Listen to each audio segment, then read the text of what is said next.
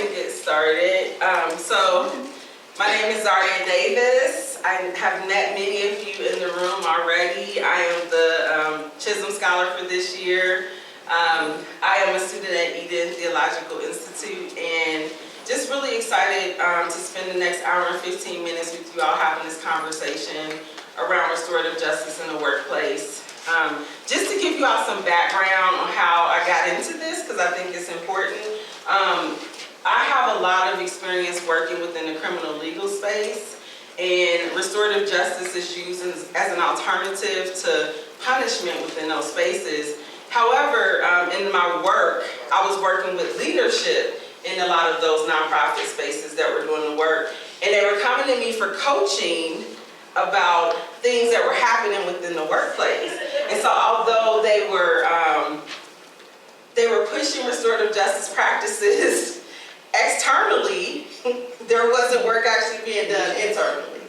And I was also being called in to do like racial equity work and some other things. And I thought harm is actually being done, internally, but we're not doing anything to really address those things. And so I really, as I was called to ministry and really felt like part of my work was around healing, it felt like this was just a really good marrying of the work I have been doing, the work around restorative justice within the criminal legal space and my coaching, along with my ministry call to how do we develop places where people feel after harm has been done within the workplace that there is a point of like healing for people and for people to be able to move forward to have the impact that they truly want to have in the work that they're doing with the people they're serving. So I just wanted to kind of give you all some background about myself. My doctorate degree is actually in clinical social work. In my former life, I was a mental health clinician for over 20 years. So I dealt with very different personalities along the spectrum during that 20-year time, and just really have felt passionate again about this particular subject. And I also host healing circles, so if any of you all ever interested in having me come in, that is a part of my placement with Chisholm, is to provide supports for the organizations that are connected to Chisholm, whether it be a healing circle or working with you all to develop a restorative justice plan within your workplace setting. We're going to kind of start on that today. I want you all to be able to think about some things as we have these conversations. And then again, if you want to follow up with me afterwards, I would be happy to either come in via Zoom, or if we can, I can physically come and spend some time with you all.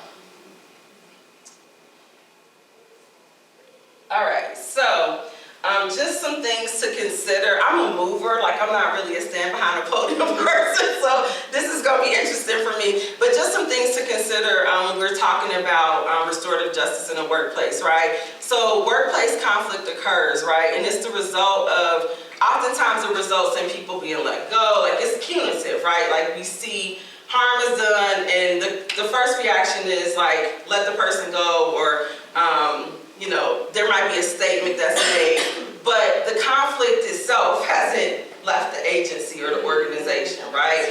Especially if it's things that have been rooted like for years and it's ingrained into the culture of that particular organization. Like I work for an organization in Illinois that is an abolitionist organization, but it's still grounded in like white supremacy culture, even being an abolitionist organization.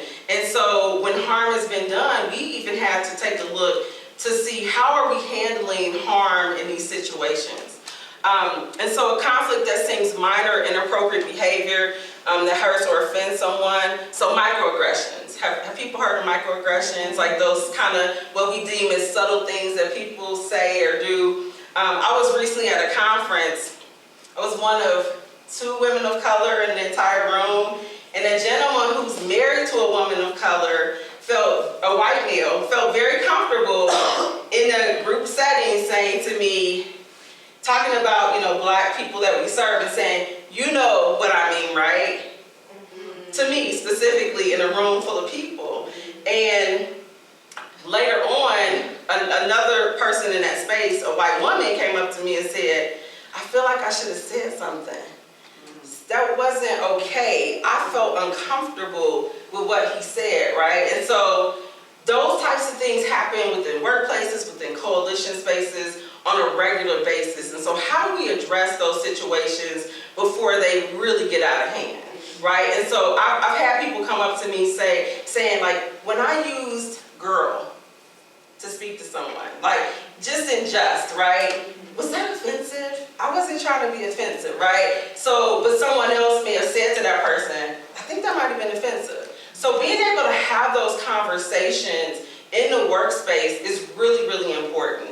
And really deciding, like, as a team, you know, what are your boundaries? How are you addressing things if people feel uncomfortable in those spaces? And then injustice is taking place or ignored, which leads to loss of trust, potential escalation of a conflict, right? So someone comes to you, a lot of you all are in leadership roles, you're working with direct line staff, and someone comes to you and says that they're uncomfortable about a situation, and you just say, that's just how so-and-so is. Like, they've always been that way, right? That doesn't help that person, right, and how they're feeling in that moment. So how do we address that situation where that person feels like they're being heard, you know, in that space, as well as addressing that with that colleague? Because even though that may be how that person is, it doesn't mean that it's okay. And so how do we develop systems within our working space that works for us, that is not punitive, but allows people to come to the table and be able to have these conversations without people being offended, without, you know, further hurt or harm being done?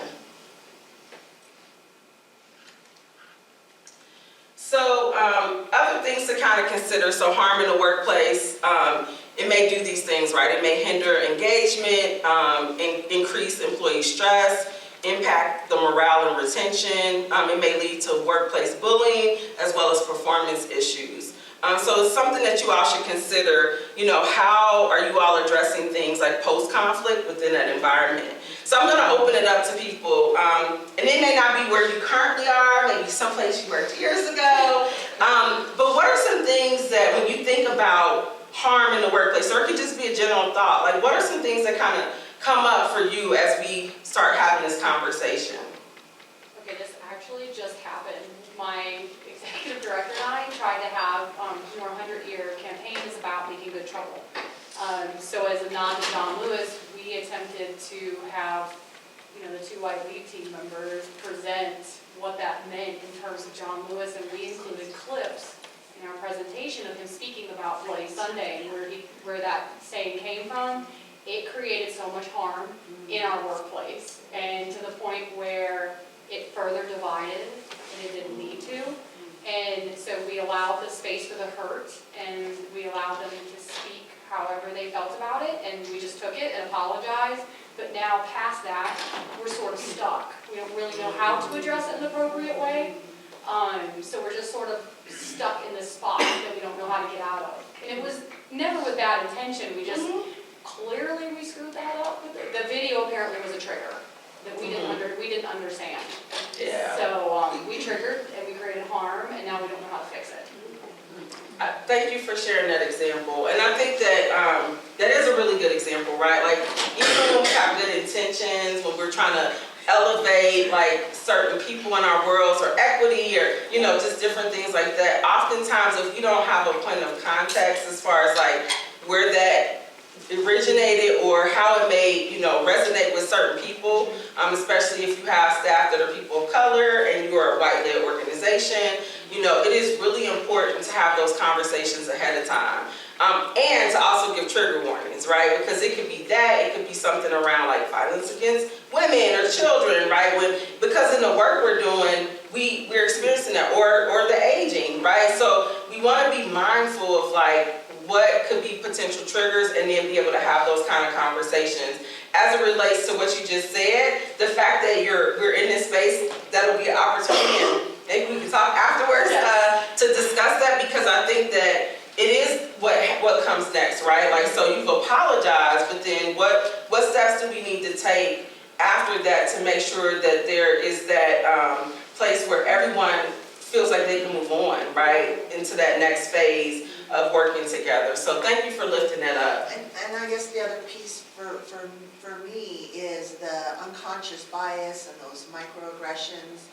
People that are wanting to learn, they're not intentionally thinking they're doing harm, they're trying to help, or they're trying to, but they're so far, they're trying to be open, and they're wanting to learn, but when they do things, it's like they're still outside the circle, and the conversation about what happened is here, and that learning doesn't happen, that growth doesn't happen, that person might be wanting to engage, but they're messy, and they're not sure how to engage. They're gonna make mistakes, or gonna step on things, but they're open to that.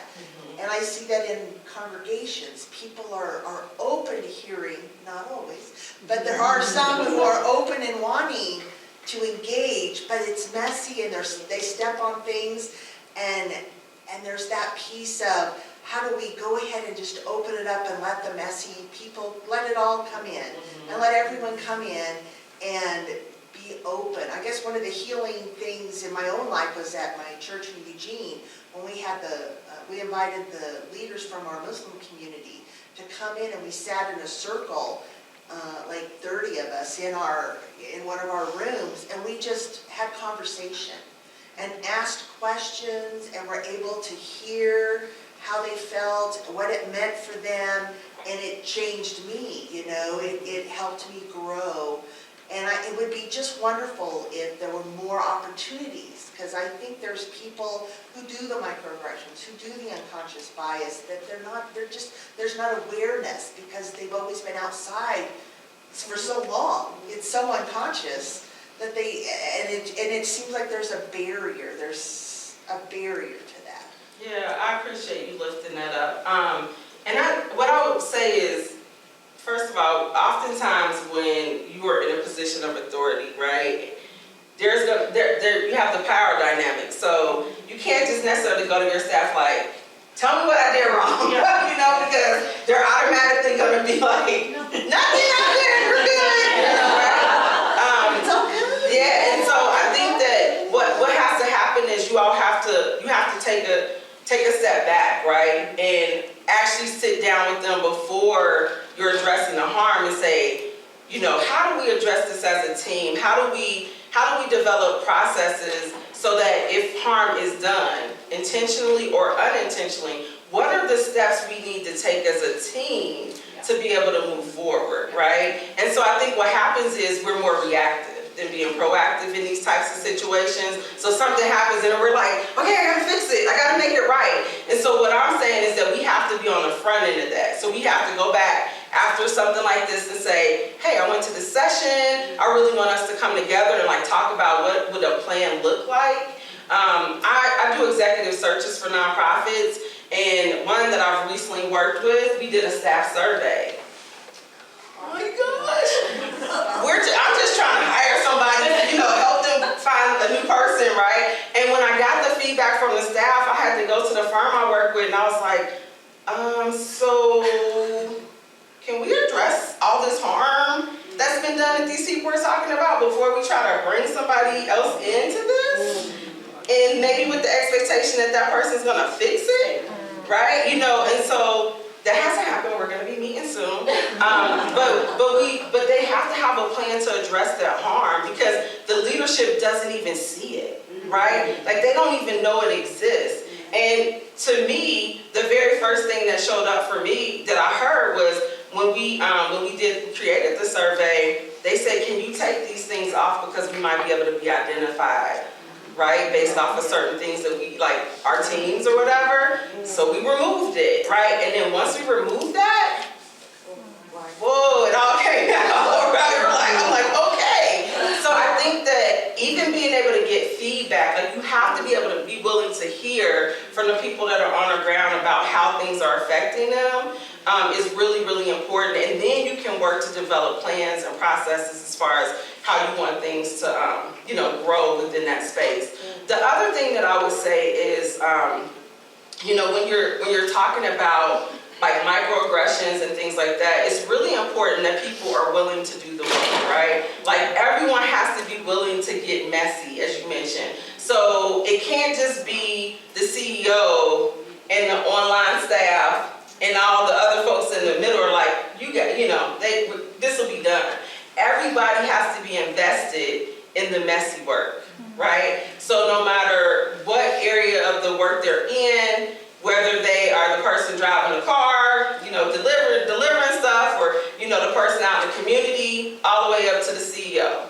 Everyone has to be invested in that process. So I just want to kind of have you all keep that in mind as we're talking about that it's not like, and this is one thing that I struggle with, like DEI has been such a hot button, especially, with the George Floyd piece and then the pandemic and looking at the health disparities, right, racially. It's like, hire a DEI person and we're gonna check the box and say we did it. And so what happens is I have tons of friends who work in DEI spaces, and our work complements each other if people do the work, right? If they get messy, it can work out. But what happens is people wanna hire them to come in and do a one-day workshop.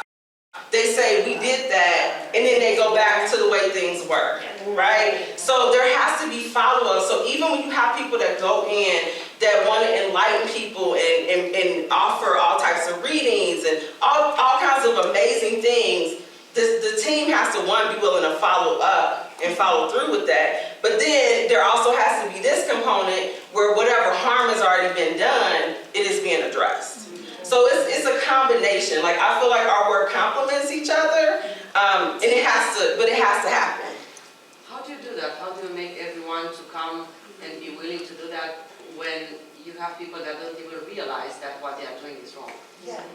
So I think that there has to be a moment where, and when I say come together, it may be that you're bringing together, say like you're bringing together leadership first, right? So you may have leadership that doesn't see the issue because they're in a different space. They're not seeing the day-to-day type of work. It may start with you just doing some small group work with them to get buy-in from them, and then them doing work with their teams to get buy-in. So it's a process, right? Like it's not like everybody come together and we're gonna do this. So it's really strategic in how you do it based on your team. You may have a team that's like, we know that this is a problem, what do we need to do? And then, but if you have people that are more resistant, I would say it would start with the leadership team as far as getting that conversation going, right? Explaining to them like harm has been done. Our retention may be impacted by it. How we serve people may be impacted by it. So how do we address these things? And then also working with the individual teams as well. And then depending on the size, because I know we have small groups here, we have really large organizations. So obviously depending on the size, it's going to also be how you structure things. If you have a smaller organization, you may be able to bring everybody together. But I know we have people that work in like healthcare systems, right? And then really large organizations where you may have to do it as like each individual team, but then there may be some cross-team collaboration as well. I also wanted to share something that happened to me and I didn't even know that that's wrong. When people were laughing about when I was mispronouncing some things. And I watched the anti-harassment training, and that was presented that's harassment. And this is where this is why I feel so bad. And this is why I feel bad when people are laughing, and I just feel bad. I felt bad in my body, but I didn't even know that's because I come from a country where I was not faced with that at all, and I didn't even know that that's not right. Just wanted to share this. Yeah, absolutely. I mean, and that's the thing. It shows up in so many different ways, and that's a really, thank you for sharing that, because that is another example. And I think that I'm sure I could probably go around and people will have different types of examples, but it's not okay. And the fact that you felt that in your body, that's an automatic indicator, like that whatever they were doing was harmful. They were creating harm, and that's something that needs to be addressed. So what is restorative justice? Just kind of, these are just some different definitions that I pulled. So in many cultures, it's a normal part of their practices, right? Personally and professionally. So I used to do a lot of work in pretrial justice spaces, and we looked at the indigenous community here, as well as many cultures like on the continent of Africa, and a lot of them, it was an automatic part of their culture. When harm was done, the people, the individuals, the families came together and they resolved those issues. It didn't go through a court, it didn't go through all the different systems that we now have in place. And so it's unfortunate that a lot of that's been stripped from us as people, because I think it's a natural part of who we are, is to be able to try to work to reconcile, with one another. But we create these systems that oftentimes are really punitive as a result. So again, here in the United States, restorative justice became an alternative approach, and it's really within the criminal legal system. So for those who work in the juvenile side or in schools, you'll see restorative justice is really big with the juvenile population. There's more work now being done with adults as it relates to the criminal legal system, but there's a group out of California that has done a lot of restorative justice work, and have done trainings like all over to really get that going. And then philosophies and values are rooted in care and respect for humanity, right? So if we care about one another, if we care about how laughing made you feel, right? Like, we're gonna do what's right to reconcile that. We're not gonna continue to create harm. And so it may help shape inclusive workplaces that respect all individuals, right? And it also focuses on that community building. So the people I've met here so far, you all are doing such amazing work in communities, right? And so that internal community is just as important as the external communities that you all serve, right? And so again, it's about repairing the harms in a way that is really meaningful, and there's a level of accountability that exists. So when we talk about workplace restorative justice processes, we already kind of talked about this already, right? The need, looking at the needs of the harmed parties, looking at the needs of the organization or work group, as well as the obligation to repair the harm and meet the current and future needs, right? So it's not just right in this moment, but then how do we move forward from this as well? And so we'll talk a little bit more about that. And you all are going to start really thinking about how does this show up in your workplaces, and then what kind of plan can you potentially take back to offer if you have not already started doing this in your places of work. So this is just another thought about it. It centers on collaborative decision making. So what we kind of talked about already, whether it be smaller organizations, maybe the entire group. So the group I work with in Illinois, there's like 12 of us, right? So we can come together and develop a process versus if there was like 500 of us, obviously that would look really differently. So, but the goal is to build trust and encourage employee engagement and development. So as you all are going into these spaces, you want to make sure that the employees don't feel as though they're going to be punished, right? Like, okay, if I share this information, like, this is a safe space, this is a place where you really want to hear from me. So you'll have to really think about the culture that you've already established within your organizations, because organizational culture is a part of this, and really think about how to best implement that with the culture that currently exists within your organization. And then, again, that's with the individuals, as far as focusing on the needs of those who've been harmed, as well as within communities. So sometimes the work that we're doing, it does trickle in to like the greater space. So if we have a conflict inside of our office, and when this says community, it still means within the workspace, but if we have a conflict and we're on different teams, it may impact how our teams interact. It may impact if I'm sending, young people to you for something, how you receive the people I'm serving because you're mad at me about something I did or said, right? So it's always important to think about how the harm is not just impacting the individual, but then the ripple effect that it has within the community, within the workspace. So it's really important to build positive social connections and understanding when we're looking at this, and then meeting the obligational needs to create personal integrity as the harmer takes responsibility for their mistakes. So the apology, right? But then also, what is the follow-up with that? Like if it's something that you all need to like process as a team, then it's important to do that. If it's something that is maybe a one-on-one or a mediated type of a conversation, then we want to look at that as well.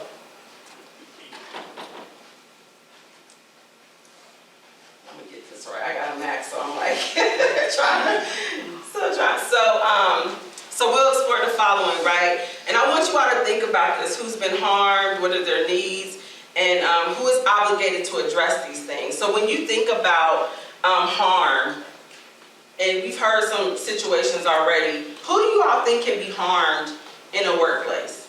Who are people that who can feel the harm of, regardless if it's people laughing, people making jokes, people, saying things that may be inappropriate? Who are the people who potentially can be harmed?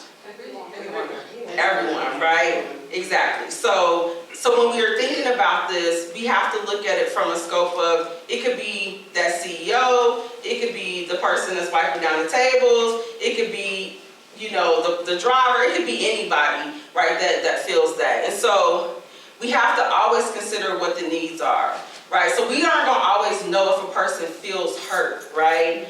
But we want to create a safe space that people can come to someone maybe have to, being identified to say that comment, that situation had an impact on me, it hurt me. The example you gave, right, people were triggered, right? So how do you address it when someone says, I'm triggered by this situation, and how do we move forward? And then who's obligated to address this issue? So if you were to think about just the examples that we've heard today, who do you all think are obligated to address the issues that we've been discussing? Supervisors. Supervisors, everyone, Leadership. leadership, Whoever did the harm. whoever did the harm. So when we're looking at who's obligated to address this, it is up to leadership definitely to make sure that there's a culture in place to be able to address the harm, right? So you don't want to lose people, right? Because harm has been done. But it is also up to that individual who's done the harm to step in and say. But again, you have to be willing to acknowledge, like, even if you didn't mean it. I have to tell people that all the time. What you said and how it's received, right, are often very different. And so, having people understand that, because our intentions can be great, but how a person receives what we're saying or doing may be totally different. And we have to be willing to hear from that person and understand that we did harm, right? We have to be willing to understand that and accept that, even if that was never our intent to begin with.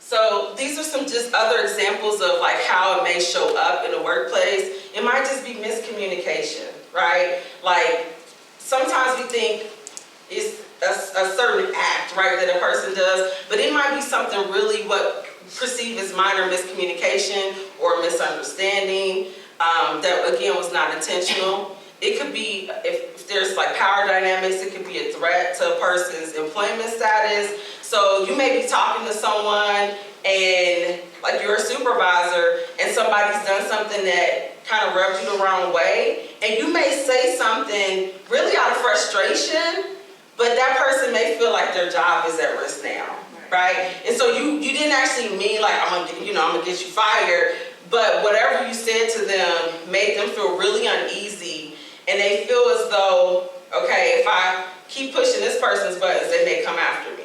So you have to kind of keep that in mind, especially when you are in a position of power within these places. And sometimes you have places that say, we're family, we all love each other, that kind of thing. We're not. You work together. I just want to be clear. Like, you are a supervisor, they're your employees. And so even though you may care about people and the people you work with, those power dynamics exist. They just do. And so I do a lot of training around cultural boundaries and organizational structures and things like that. And I hear that a lot, like, oh, we go and hang out and we do this and do that. But then when that person does something that violates the policy, how are you handling that, right? Because now this is your buddy, this is your friend, this is your sister or whoever, right? So it's really important that you still have, certain professional boundaries with within the workplace. So it's great to care about the people you work with, and so I'm not disputing that. But just understand that they are not your actual family. That you know that there's gonna come a point where you may have to let somebody go. You may have mandatory layouts, right? It may not even be something within your control, and you're gonna have to be that person now to go to this person that you care deeply about to say, I have to let you go, right? And so that may even create a different level of harm because they trust you beyond being their supervisor or beyond being that person in leadership at that organization.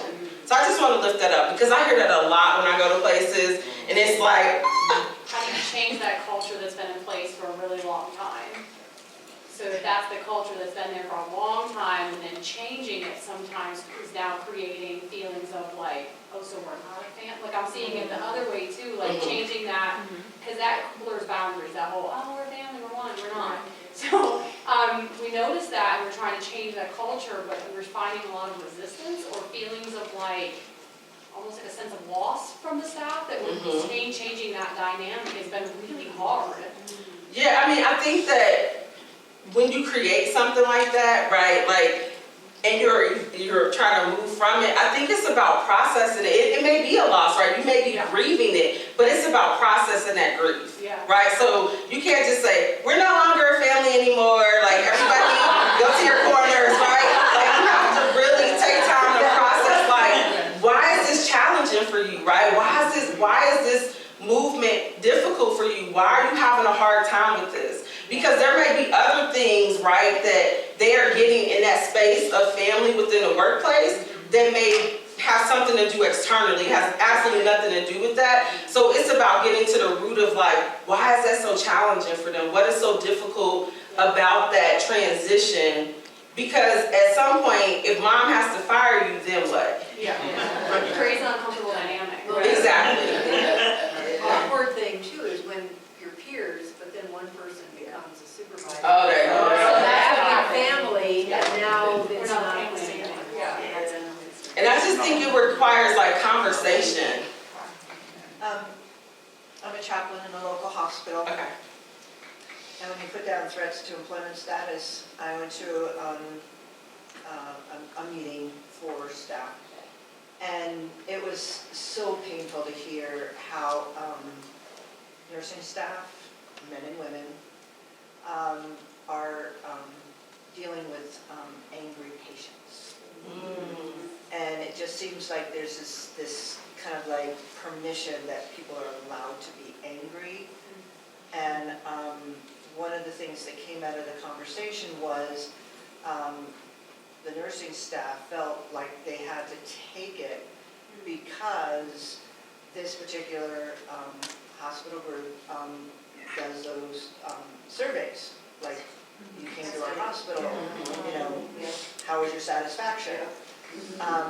And there was no answer. There was no answer.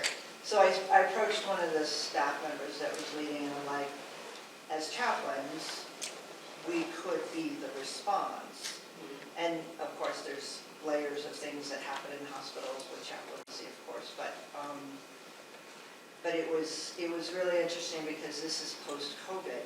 So nurses were the heroes, nurses were the warriors, and now nurses are not Being mistreated. And so I think she heard me when I said it was like, you know, this is when you call the chaplain. Because we're all over the building, there's like one or two, we have a lot of times in the staffing where there's only one, you know, in an entire building. And the hospital has the hospital, and then there's the emergency department, which technically are separate entities, especially around culture. So it sounds like I can possibly follow up. And I've done work with Restorative Justice, but when I hear you say it's like, it's not situational, it's structurally embedded in the culture, right? There's, I mean, a lot of it, yeah, absolutely. A lot of it is like the culture of that organization, and so you're having to relook at how you handle situations, how you've responded to things, right? Instead of punishing those nurses because somebody might have wrote a bad review because they didn't allow them to mistreat them, right? Like, how do you make sure that they're healthy and they're being taken care of in a space where they're taking care of other people? Thank you for lifting that up. I see a hand here. So I was gonna just mention that I think we're in the middle of a cultural shift around boundaries in general. So when we look at like shifting the concept of like, we're like a workplace family and drawing boundaries, I think we're actually facing that in our actual families too, in that like we're reaching a generation and a cultural shift of like being willing to offer clarity around our boundaries that we haven't seen in past generations. So it's causing that same pain even with like telling our parents like, no, you're not allowed to do that with my child. Like, no, you're, you know, and I think that same like boundary around like clarity, and I imagine that's even probably somewhat true in your example too, in like, what is anger? How do we shift our anger into just a clarity and a kindness of like, I don't want that. This is what my needs are, and this is how to meet them. So I don't know. I think it's just a really awkward cultural shift we're in. Yeah, that's a good point. Thank you for lifting that up. That's a really good point. To piggyback on that, I had an experience, my oldest son is 22, and I had an experience about 2 weeks ago where he came home and he was describing, he doesn't like his job, and it's a pretty good job in management, and he was describing the workplace as toxic, and I had to stop myself because the things that he was describing, I'm going to be 50 this year, and so for me, a lot of that I was like, that's having a job. But it's not. And kudos to him for pointing out and saying, I'm not going to put up with that. That's exactly because I felt like my mother when I was talking. But it's true, and I'm so glad you said that, because it's true for him, and thank goodness, and please fix it so that your kids don't deal with that. And I think a lot of it is just us being strong enough to say, this isn't okay. And whether it's been okay for the last 50 years is neither here nor there. It's not okay today. I think a lot of organizations have like historically just been abusive, right? So you're right. Like, I think that there are a lot of people that are starting to say like, this is not okay. This is impacting my mental health. This is impacting my physical health. This is impacting my relationship with my families. Like, and they're willing to actually speak up on that. I saw a hand here, and then Lisa. I think that the labor shortages have contributed to this, because you're expecting people to do a great job with all the employees and do work together, and it's very stressful, and there's vacancies, and so I think that's part of the issue. So that added pressure of like the workforce piece too is impacting how people engage. I'm gonna hear it back here. Go ahead, Lisa. I was thinking about your experience, Chaplain, as sort of like they're sandwiched, the nurses talking about being sandwiched in between, like they're getting this harm from the patients, but they're also getting harm from the system of saying we don't have your back. And I feel like too, a lot of the language, and thinking about this from a faith-based perspective in particular, of like, we have these values. It's like, and we say all these things, and then in the employee's experience, it's like, there's a break of integrity, and then it's sort of like this spiritual and existential crisis of like, nothing means anything. Like, you say all these things, and I'm like explaining to you the harm that has been caused, and the response is crickets. That is a real, like, deeply spiritual, human distress. That is also like these burnout people, I'm not going to do this anymore, when they have found this beautiful and deep call to nursing and to care for people, and then the system made them alive, And I think just all the more when we have organizations where the culture says one thing of like how we are or how, what we believe we are, and then the break of integrity is so severe. I feel like that's almost worse than like you work for a corporate bank that's like, all we care about is bottom line. You're sort of like, that sounds about right, par for the course. It's kind of like worse whenever it is coming from this, we believe and we're saying all these things, and then like you're harmed by on all of the levels, and it's like, sounds like a personal problem. Like, that's the only response. Like, then, yeah, it's sort of a groundlessness around it. Thank you for sharing that. Here. Well, and I think as agencies, probably mostly in this field that we work in, have been hurting for staff, that you're having a hard time filling your positions. Yes. I think that sometimes agencies find themselves lowering their tolerances. And I think in turn it just becomes a revolving door of like you've lowered your tolerances to try to keep people or to bring more people in, but you're losing people because you lowered those tolerances and you're allowing more things to be quote unquote acceptable that are not acceptable. So. Absolutely. Very true. I was just gonna say, I think the workforce shortage also though gives workers a little bit of space to like make demands. Because they are so in need and, you know, like, it kind of gives workers the upper hand a little bit. Because they're needed, you know. And what we found, I mean, you know, you keep hearing about the Great Resignation and things like that. Like, people start really assessing their values, right? Like, they're like, is this really that important to me? Do I want to take this kind of abuse, you know? And they're like, no, I can stay home with my kids, or, you know, I can go retire, right? Like, so people really started to assess who they were and, like, how they show up in these spaces and then how these organizations or groups were, like you said, living out their values or not so much, right? And I think that that's really an important thing when you have this list of like your mission, your values, and then your employees are not necessarily feeling any of those things, right? And you're saying that again externally, but internally that same work is not being done. And so I think that is why this type of work is really important. Because you have to be willing to do the work internally, because it's going to eventually bleed out if you do not address those issues. If staff is unhappy or miserable, you know, it's gonna surface after a while, right?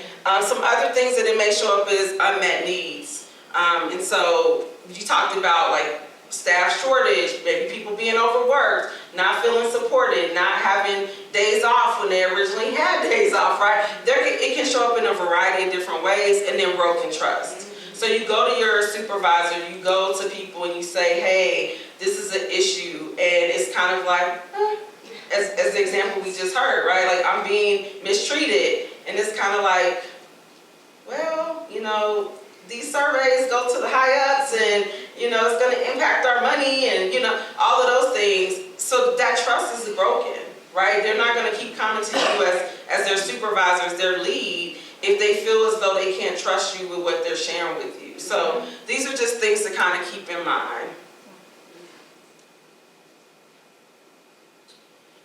So these are just some examples. This is from the University of Texas. And they kind of look at some different tiers. They use 3 different tiers. So this is tier 1 as far as the team and community building piece. So again, we kind of talked about this a little earlier, like how do we put some things in place that it's not reactive, but it's more like preventative, right? So like you're being proactive in what you do. So I think these slides might be available afterwards, so just in case people, just so you know. But again, this is from the University of Texas. So like thinking about like communication skills, right? And then having like discussion, so creating circles where you have the opportunity to really discuss what you all want to see, what are the shared values, what are the guidelines, what are the goals, and really promoting those conversations within the workplace are really, really important. And so we're going to talk about what that looks like, and you're going to have like towards the end opportunity to start thinking about that within your workplace. So this is, the next step is the intervention piece, right? Like, so harm has been done, something has happened, so we want to figure out how do we address this in a non-punitive manner, right? Like, how do we respond to this harm? So I do healing circles. That is something I really enjoy doing because I work in a variety of spaces where I've seen that done, the harm being done. And so it's about bringing people together to really process what that looks like and then how do we move forward within that space. You also have restorative mediation, where you may have someone come in and do some mediation with folks, as well as group conferencing, right? So to really address the issues of harm in a restorative manner. So these are just kind of some different examples that they give. And then this is the final piece, right? So after that harm has been done, how do we reintegrate back into the community, into that space? And this is for employees or students or faculty, depending on the space that you're in, following, like if there's been any harm, suspensions, expulsions in spaces, because sometimes you may have a person may have to be removed from the environment depending on like what happened, but then if they're returning, how do you reintegrate them back into that space so that there's not further harm? Because what sometimes may happen is, even though they've acknowledged, they've said, this is my responsibility and I want to address the harm, people may retaliate against them, right? So you want to make sure that they are safe as well as the person or people that were harmed prior to are also safe in that space, right? So being able to welcome people back into those settings in a way that's not just supportive, but also promotes accountability and achievement. So some of the conversation questions, so challenging behavior, and then this is to help those affected, right? So what happened? What were you thinking at that time? What have you thought about since? And then who has been affected, and in what ways have they been affected, right? So these are things to just kind of think about. And then from this other side, what do you think when you realize what happened, right? So what was going on in your mind? What impact has this incident had on you and others? What has been the hardest thing for you, right? So when we're dealing with situations and if we've done harm or someone's done harm to us, we are reflective. We're thinking about those things. And so it's important to have these conversations, though. That is one of the key pieces. And then what do you think needs to happen, right, to make it right? I think that's a question you actually have to ask. You can't assume, you just have to ask the question, like, what is gonna make this okay for you, understanding that it can never be erased, right? So how do we address that? And then what do you think needs to happen? The same thing. What do you do to make it right? And so I want everybody just to, for those who came in a little later, there's paper and pen here if you want to use a tablet, phone.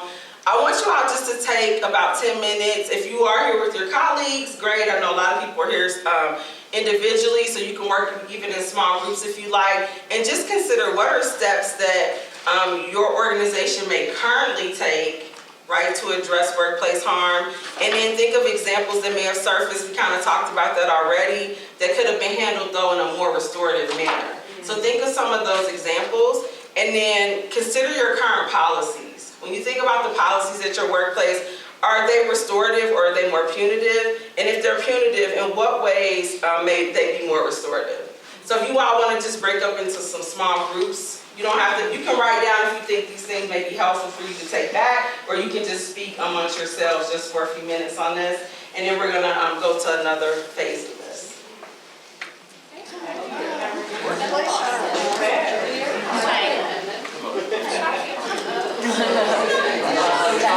you want to talk about that? Well, we're together.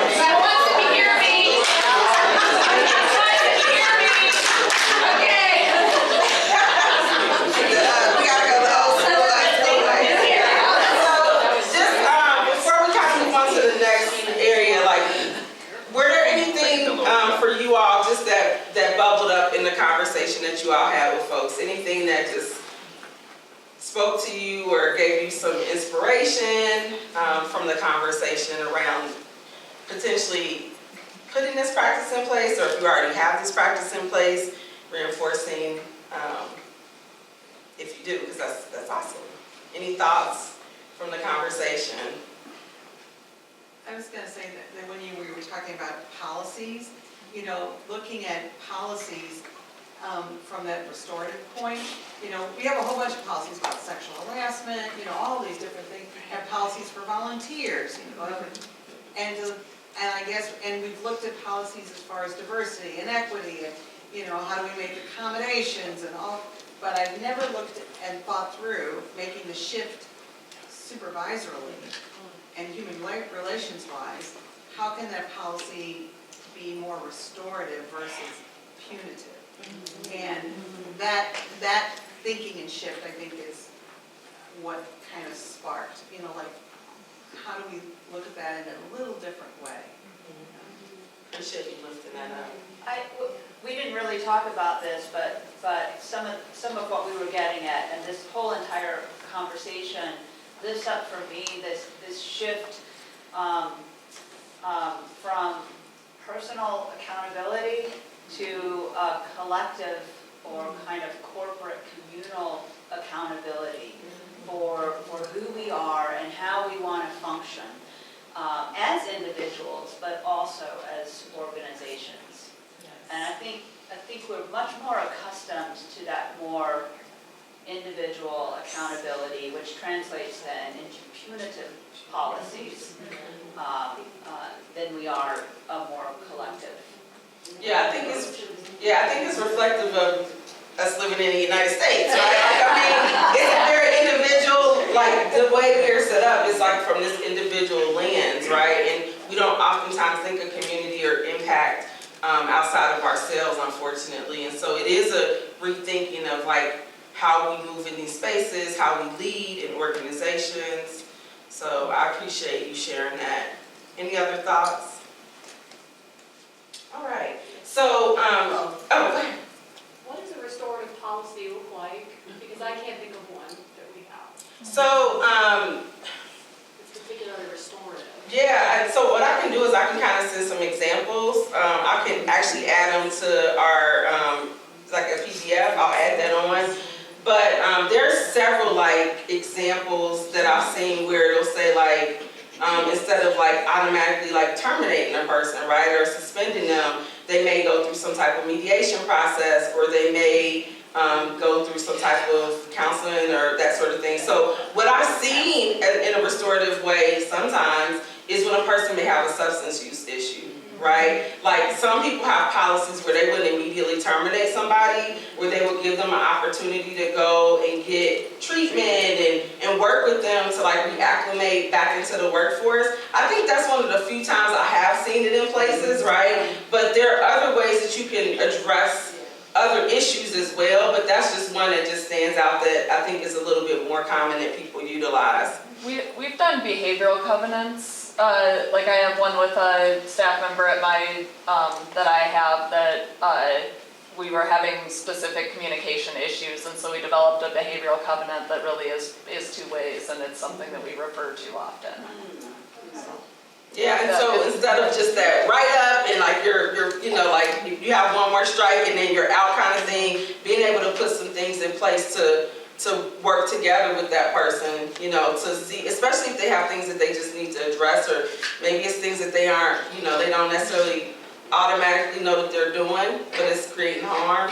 So being able to create processes. I think this is where the connection back to trauma-informed stuff really makes a difference too, because if you're understanding the work and the dynamic within an organization from a trauma-informed or healing-centered perspective, that's going to change the way that you operate and the way that you respond and move you to a restorative place, I think.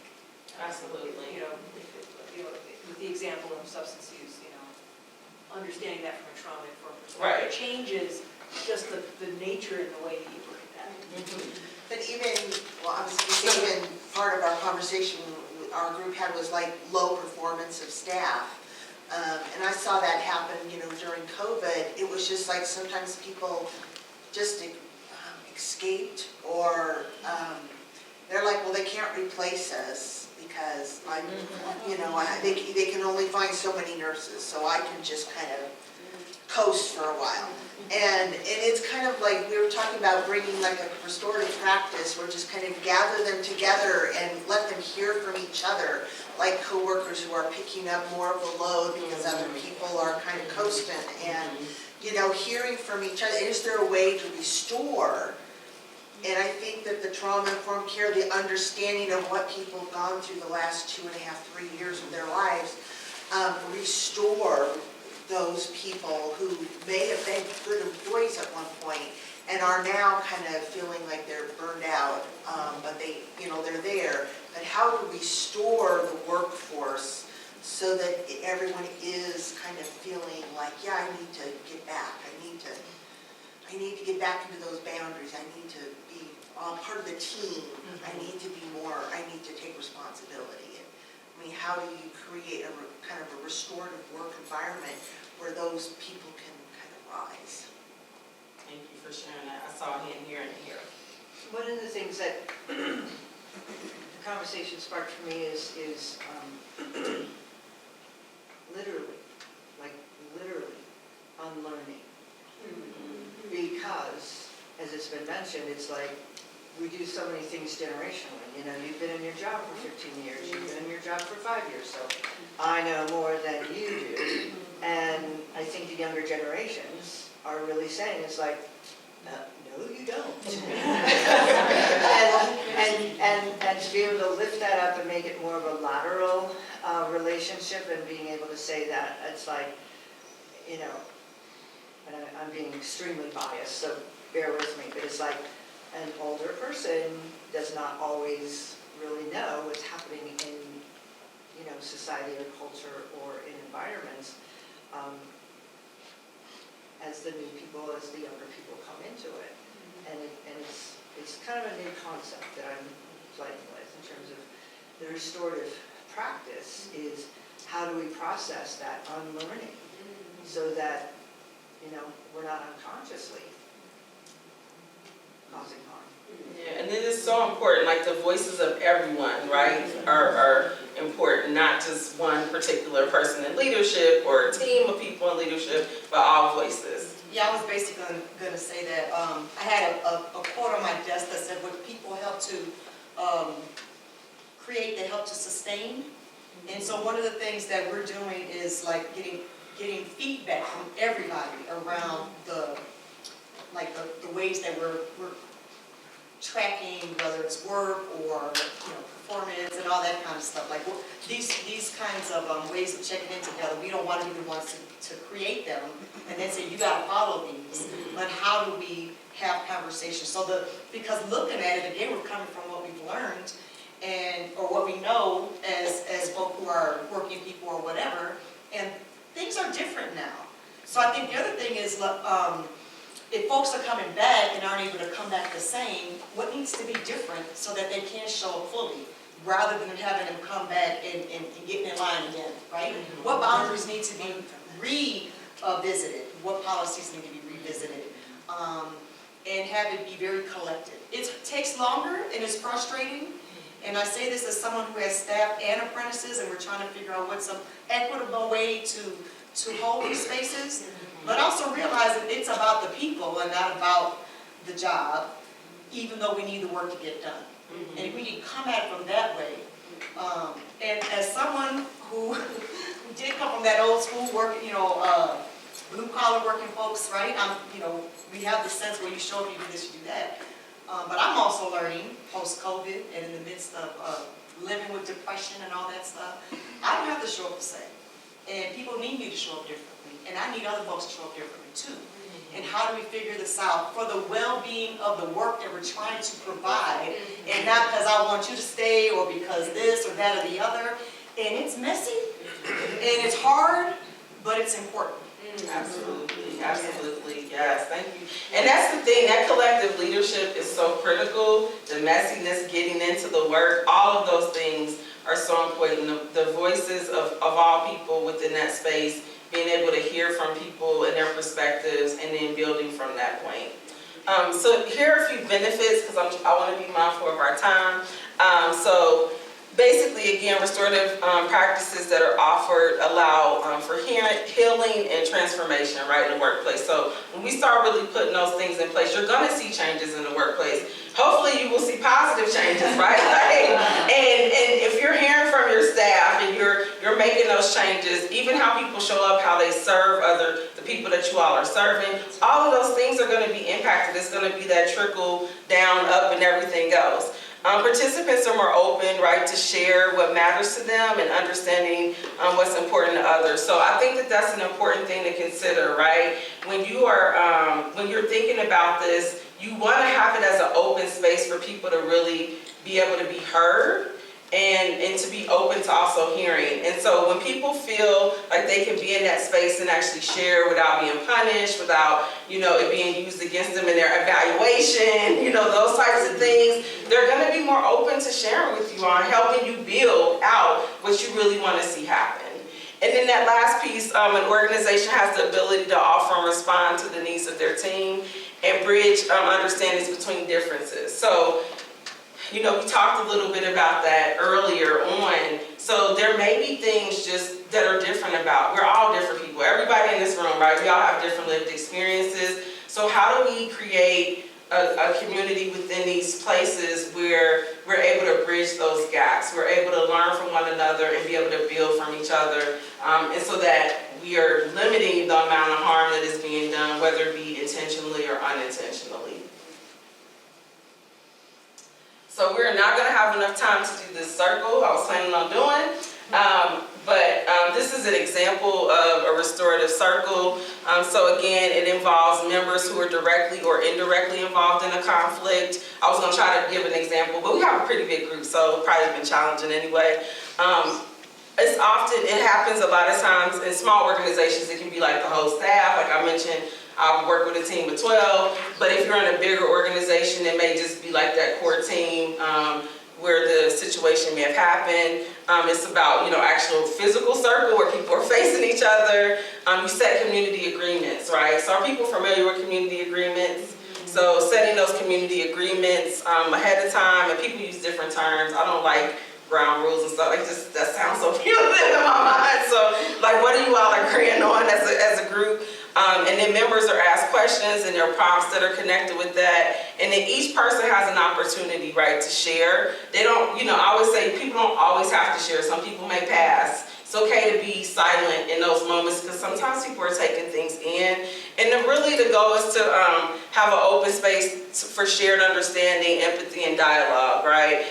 To really not only address the harm, but for there to be understanding in that space so that people are heard and their needs are met. And the whole piece of that is that out of that can be birthed additional discussions, conversations about how you all can move forward as an organization or a group. So again, this is just kind of an example of facilitated dialogue. So this is the practice of talking about an issue in an open space with the facilitator. So if you all are in larger organizations, these are more like guided conversations with groups. It's helpful for situations that may require a mix of open conversation, skill training, as well as agreement making. And it also helps individuals in conflicts reconcile those grievances and create a plan to move forward. And then just being able to manage present conflict and prevent future conflict. So these are different types of things that you all can potentially put in place depending on the size. And then again, as I mentioned, this is something that I do pretty often as far as host healing circles. So with that, there's typically an opening, there's a quote or a poem, there are community agreements that are done. And then these are just there's an introduction, a prompt, oftentimes more than one prompt, and then a reflection, right, when you come back into the circle. Sometimes you break up into smaller groups for the prompts or pair shares, just depending on the size, and then typically we'll close out with a poem or another quote to kind of help with that. I host these a lot for different groups, so I've done them for advocates, I've done it today for a school psychologist at 6:30 this morning. So I normally do it in person, but I have done them also virtually. I've done them on Zoom, where we can do breakouts, and then the one I did this morning, clearly I'm here in Denver and they were in Ohio. So they were in a room together and I was on there, so I just facilitated the discussion. So there's a lot of ways that you can host these circles. Obviously during COVID, we really nailed down the Zoom version of it. And I think people still got a lot out of it because we did a lot of peer sharing, so people didn't feel as isolated in having those conversations. And so these are just some of the references from the information that I got. And I just want to open it up for any, as we're wrapping up, any final thoughts, because we're right at time. Any thoughts, conversation that you all want to take with you as we wrap up? I just want to add one more thing, is that I also use circles in staff meetings, so that there's a practice of letting everyone have an opportunity to speak and to be heard without being interrupted. People struggle with it. They struggle with it at the beginning because they want to respond, right? Yes. And they want to say, and then I also teach class that way. I'm a peer facilitator for a seminary, and I teach class that way. And it was so funny because one of the persons was like, but the minister, he says I need to respond to this other person. And so then I got angry because I had a system, right? And I said, I'm not going to be, I'm not going to be that bitch who's going to make you do it anyway. But I do want you to take some time and reflect on why do you feel like you really have the need to respond? What in you is, because really she goes, because you're allowed to respond with consent when it gets to you, right? But I'll forget, and I go, well, the whole point is to be listening, not thinking about what you're going to say anyway. Exactly. And and so not trying to force it, but really get people to be in a space of hearing one another. So it's been interesting to host a meeting in a class that way. Yeah, and before the harm happens. Yeah, and that's the thing, with circles, that's one of the key pieces to that is listening, right? And so even when I do various prompts, I'll say the first time, you are not allowed to respond at all, at all. I just need you to listen to what the person is saying, right? And then the second prompt, we allow for people to give feedback about what they heard from that person. And then at the end, when we kind of process it, I ask them, as a listener, right? What did you get from just listening without responding, right? Because you're right, we're so quick to in our mind, we're I got something to say about this, right? But what about when we can just be still and just listen to what that person has to say and value what that person has to say? So, yes. I have a quick question. When it comes to racial restorative justice in a workplace, is it good to have a mediator? Is it good to I feel like the hurt has been there for a while, it just hasn't been talked about, and part of the outcome of the training was some of that underlying hurt that's there. Is it best to have a mediator or somebody outside the organization do it so that everybody feels like it's safe and there isn't a power struggle? It's not big, we have 17 people in our whole organization, but when you look at it, the whole lead team, the whole management now is white, which is obviously something that we're looking at and addressing. But are we the right people to host a circle about racial restorative justice? So I'll tell you, so typically I do, racial healing circles as well. Usually I partner with the white, I'm the black person and there's a white person.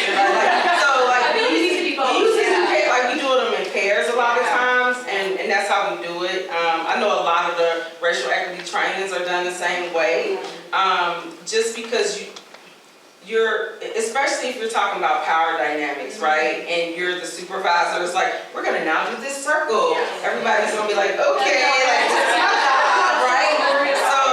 So it's not even, in that moment, it may not even be about race, it's just the power dynamic that they're most concerned about. And I've been in spaces where I've had black women in leadership as well as white women in leadership, and then there's a group of us and we still don't even feel safe with that black leader because of the power dynamic, right? So sometimes you have to look at your organization. Some organizations may have people in that space already that does like DEI type of work. If you're a smaller organization, you may consider bringing in a consultant or someone to work with you all to do some of the initial work. And then that may be something you all can pick up afterwards, after you've done that initial work. But you really have to assess what is going to be best for your organizational needs, and just how invested are you, you know, in the work. Because it's a process. Like I tell people, that type of work I was a part of a team, we were like 2 years in deep and still, you know, still doing the work. So it's not a quick, hey, let me come in and talk to you about this and let me know how it's going later. Like it really is an investment of time on everyone's part. So, you know, just really assess like the need for your team and what you think is going to be best. And I think that's how you move forward. Thank you all. Listen to Dr. Davis. And have to be that person that's like, and for the announcement. To close out this session. But thank you all for your engagement. Dr. Davis is, like she said, is also here not only as a CHSM scholar, but is also using this in her contextual ed. So if you'd like to work more closely with her, talk with her, please reach out to the CHSM team and we'll get you connected. She's absolutely incredible, as you can tell. So in 9 minutes now, we'll have lunch served back in the Denver Ballroom downstairs for our annual business meeting and luncheon, sponsored by the Cornerstone Fund and United Church Fund. So thank you, everybody. Thank you so much.